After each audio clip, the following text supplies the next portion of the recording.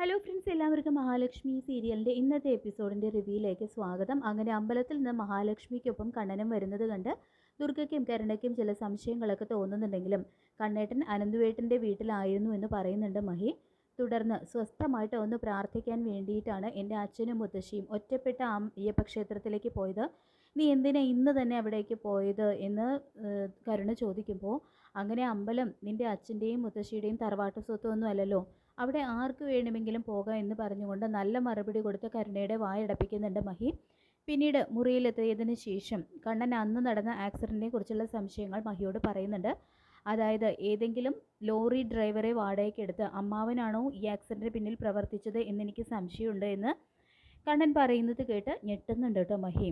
എന്തായാലും മലയ്ക്ക് പോയി വന്നതിന് ശേഷം അതിന് പുറകെ ഒരന്വേഷണം നടത്താൻ തന്നെയാണ് എൻ്റെ തീരുമാനമെന്നും കണ്ണൻ പറയുമ്പോൾ, കണ്ണേട്ടൻ മലയ്ക്ക് പോയി വന്നാൽ ഉടനെ തന്നെ കണ്ണേട്ടനെ എല്ലാം അറിയിക്കണമെന്ന് മഹിയും തീരുമാനമെടുക്കുന്നുണ്ട് കേട്ടോ. പിന്നീട് ദുർഗ മഞ്ജുവിൻ്റെ വയറ്റിൽ വളരുന്ന കുഞ്ഞിനെ കളയുക എന്നുള്ള ഒരൊറ്റ ലക്ഷ്യം വെച്ച് മഞ്ജുവിനെ വിളിക്കാനായിട്ട് അവളുടെ വീട്ടിലെത്തുന്നു. സാഗറും മഞ്ജുവും തമ്മിലുള്ള ആ ഒരു സ്നേഹം കണ്ട് സഹിക്കാൻ കഴിയുന്നില്ല കേട്ടോ ദുർഗയ്ക്ക്. നീ അധിക നാൾ എൻ്റെ മോളോടൊപ്പം സന്തോഷത്തോടെ വാഴില്ലടാ. എൻ്റെ മോളെ ഞാൻ മേഘൻ്റെ കയ്യിൽ തിരികെ ഏൽപ്പിക്കും. അവൻ്റെ കുഞ്ഞു വേണം മഞ്ജുവിൻ്റെ വയറ്റിൽ വളരാൻ എന്നെല്ലാം ദുർഗ മനസ്സിൽ കണക്ക് കൂട്ടുന്നു. നീ ഗർഭിണിയാണെന്ന് കരുതിയിട്ടാണ് നിൻ്റെ അമ്മ ഇവിടെ നിന്നും നിന്നെ വീട്ടിലേക്ക് ക്ഷണിച്ചത്. എന്തായാലും ഒന്നും മനസ്സിൽ കാണാതെ മാർക്കോ ഇങ്ങനെ ചെയ്യില്ല. അതുകൊണ്ട് അവൻ പറഞ്ഞത് നമുക്കനുസരിക്കാം എന്ന് സാഗർ പറയുമ്പോൾ, നമുക്ക് ദോഷം വരുന്നതൊന്നും മാർക്കോ ചെയ്യില്ല. എൻ്റെ അമ്മയെ മറ്റാരേക്കാളും എനിക്ക് നന്നായിട്ട് അറിയാം. എന്നോടുള്ള സ്നേഹം കൊണ്ടൊന്നും അല്ല അമ്മ ഇപ്പോൾ എന്നെ വീട്ടിലേക്ക് ക്ഷണിച്ചിരിക്കുന്നത്. മറ്റെന്തോ ഉദ്ദേശം മനസ്സിൽ കണ്ടിട്ട് തന്നെയാണെന്ന് മഞ്ജുവും പറയുന്നു. അങ്ങനെ സാഗറിനോട് യാത്ര പറഞ്ഞ് മഞ്ജു ദുർഗയോടൊപ്പം പോകുന്നുണ്ട്. അപ്പോൾ സാഗറാണെങ്കിലും മഞ്ജു പോയ ഉടനെ തന്നെ മാർക്കോയെ വിളിച്ച് വിവരം പറയുകയാണ് കേട്ടോ ചെയ്യുന്നത്. പിന്നീട് മഞ്ജുവിനെ എല്ലാ പിണക്കവും മറന്ന് ദുർഗ കമലേശ്വരത്തേക്ക് കൂട്ടിക്കൊണ്ടുവരാൻ പോകുന്നു എന്നറിയുന്ന കണ്ണനും മഹിയും പറയുന്നുണ്ട്. മാർക്കോ പറഞ്ഞതെല്ലാം ശരിയായി വരികയാണല്ലോ കണ്ണേട്ടാ. മഞ്ജു ഗർഭിണിയാണെന്ന് കരുതി അവളുടെ വയറ്റിൽ വളരുന്ന കുഞ്ഞിനെ ഇല്ലാതാക്കാനായിരിക്കും അമ്മയുടെ ശ്രമം എന്ന് മഹി പറയുമ്പോൾ, തനിക്ക് പായസത്തിൽ വിഷം ചേർത്ത് തന്നെ ഇല്ലാതാക്കാൻ ശ്രമിച്ചവരാണ് അവർ. ഒരു തെറ്റും ചെയ്യാത്ത കുഞ്ഞിനോട് പോലും അവർക്കൊരു ദയവും അവളുടെ അമ്മയ്ക്ക് ഒരു ദയവും ഇല്ല എന്ന് മഹി പറയുമ്പോൾ, മാർക്കോയ്ക്ക് ഇതെല്ലാം എങ്ങനെ കൃത്യമായിട്ട് മനസ്സിലാക്കാൻ കഴിയുന്നു എന്നാണ് അറിയാൻ പറ്റാത്തത്. എന്തായാലും എന്തെങ്കിലും മനസ്സിൽ കാണാതെ അവൻ ഇങ്ങനെയൊന്നും ചെയ്യില്ല. മഞ്ജുവിന് ഒന്നും സംഭവിക്കുന്ന കാര്യങ്ങൾ അവൻ അനുവദിക്കില്ല എന്നും മഹിയും പറയുന്നുണ്ട്. പിന്നീട് മേഘനാണെങ്കിലും അവനോട് പറയുന്നുണ്ട്, അപ്പച്ചി ഇന്ന് അവളെ കമലേശ്വരത്തേക്ക് കൂട്ടിക്കൊണ്ടുവരും. അവൾക്ക് ഭക്ഷണത്തിലോ ജ്യൂസിലോ ആ മരുന്ന് കലക്കി കൊടുക്കും. അപ്പച്ചി പ്ലാൻ ചെയ്തതുപോലെ ഇന്ന് അവളുടെ വയറ്റിലുള്ള കുഞ്ഞ് കലങ്ങും എന്നെല്ലാം മേഘം പറയുമ്പോൾ, നീ കരുതുന്നത് പോലെ അതത്ര നിസ്സാരമല്ല മേഘ. മഞ്ജുവും സാഗറും ഇപ്പോൾ മഹാലക്ഷ്മിയുടെയും കണ്ണൻ്റെയും പക്ഷത്താണ്. അതുകൊണ്ട് മഹാലക്ഷ്മിയുടെ ശക്തി തേജസ്, അവളുടെ ആ ചൈതന്യം അവളോട് സ്നേഹം കാണിക്കുന്നവർക്കും കിട്ടാനുള്ള സാധ്യത തള്ളിക്കളയാൻ പറ്റില്ല എന്നെല്ലാം മാമൻ പറയുമ്പോൾ, അച്ഛൻ ഇങ്ങനെ ഓരോന്ന് പറഞ്ഞാണ് കാര്യങ്ങളെല്ലാം കുഴപ്പത്തിലാകുന്നത്. മഞ്ജുവിൻ്റെ വയറ്റിൽ വളരുന്ന കുഞ്ഞിനെ കളഞ്ഞ് അവളെ എൻ്റെ അടുത്തിൽ എത്തിക്കുമെന്ന് അപ്പച്ചി എന്തായാലും എത്തിക്കും.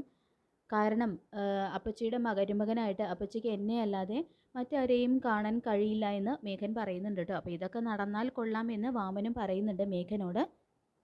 പിന്നീട് കാണിക്കുന്നത് ദുർഗ മഞ്ജുവിനെയും കൂട്ടി കമലേശ്വരത്ത് എത്തുന്നു. നീ എത്ര നാളെ ഇവിടെ നിന്ന് പോയിട്ട്?